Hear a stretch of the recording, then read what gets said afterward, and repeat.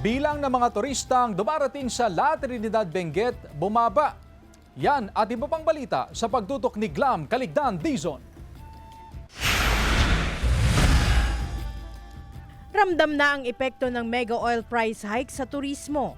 Sa La Trinidad Benguet na nagdiriwang ng Strawberry Festival, kakaunti raw ang dumarating na turista. Ang mga parking area na karaniwang napupuno, marami pa ring bakante ngayon. Kakaunti rin daw ang mga strawberry picker at ang namimili. Dumadaing din ng mahinang kita ang ilang kotsero sa pamosong Calle Crisologo sa Vigan City. Kakaunti raw ngayon ang namamasyal na turista, kaya mahina rin ang kanilang pasada. Halos wala na raw silang kinikita sa maghapon.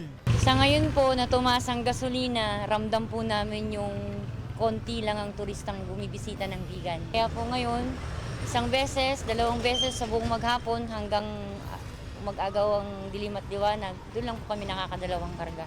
Sa kabila nito, may mga turista pa ring pinipiling sumakay sa kalesa para ma-enjoy ang pamamasyal. Yung practical na din talaga sila. Kasi alam naman natin, pag dito sa Vigan, hindi naman talaga ganun kalalayo ang mga tourism site. Pwede mong lakarin yan.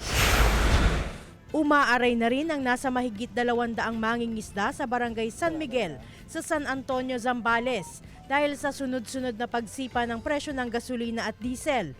Dagdag pa rito ang kakaunting huling isda at lamang dagat. Kanya-kanya na lang silang diskarte para makatipid sa konsumo sa langis. Apektado na rin ang kabuhayan ng mga magsasaka sa Sarat, Ilocos Norte. Bukod sa mahal ang presyo, pahirapan pa ang pagbili ng gasolina. Ayaw raw kasing magbenta ang mga gasolinahan kung container ang paglalagyan para sa water pump. Natutuyo na ang mga pananim dahil kulang sa patubig. Ganito rin ang daing ng mga construction worker na gumagamit ng langis para sa mixer. Ang kanilang diskarte, mano-mano na lang sa paghalo para makatipid sa gasolina. Umaasa ang mga magsasaka na mabibigyan sila ng pamahalaan ng fuel subsidy. Glam Caligdan Dizon, One North Central Luzon.